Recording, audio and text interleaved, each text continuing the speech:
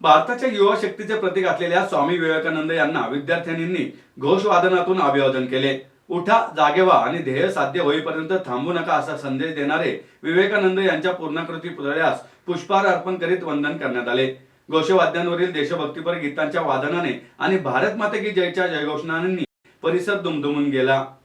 अखिल भारतीय ग्राहक पंचायत व ग्राहक पेठेतर्फे स्वामी विवेकानंद जयंतीनिमित्त सप महाविद्यालय चौकात DES प्रशाला, रेणुका स्वरूप प्रशाला, नुमई मुलींच्या प्रशालेतील विद्यार्थिनींनी घोषवादन करून स्वामी विवेकानंद यांना अभिवादन केले.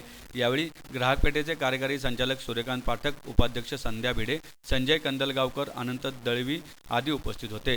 तरुणांनी गरजेपेक्षा जास्त मोबाईल वापरू नये. अति मोबाईलमुळे तसेच कृत्रिम बुद्धिमत्तेमुळे आपली बुद्धी काम करत नाही. ChatGPT आणि AI मुळे लक्षात ठेवण्याची गरज पडत नाही. त्यामुळे डोक्याने काम करणे बंद होत आहे.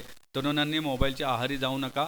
गरजेपुरता मोबाईलचा वापर करा. सर्जनशीलता निर्माण करायची असेल तर स्वतःच्या डोक्याचा वापर करायला शिका, असं डॉक्टर सतीश देसाई यांनी यावेळी म्हटलं. ते पुढे म्हणाले, तरुण पिढीसमोर स्वामी विवेकानंद यांचा आदर्श आहे.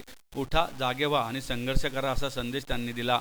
समाज बदलण्यासाठी तरुण पिढी कार्य करू शकते. त्यामुळे उठा, जागृत व्हा आणि समाजासाठी चांगले काहीतरी करण्याचा संकल्प करा, असंही ते म्हणाले. सूर्यकांत पाठक म्हणाले, 1974ला ग्राहक पंचायत सुरू झाली. स्वामी विवेकानंदांना आदर्श मानून पंचायतीचे कार्य सुरू आहे. त्यामुळे दरवर्षी हा कार्यक्रम ग्राहक पंचायतीच्या शाखांमध्ये देशभर साजरा केला जातो, असंही त्यांनी सांगितलं.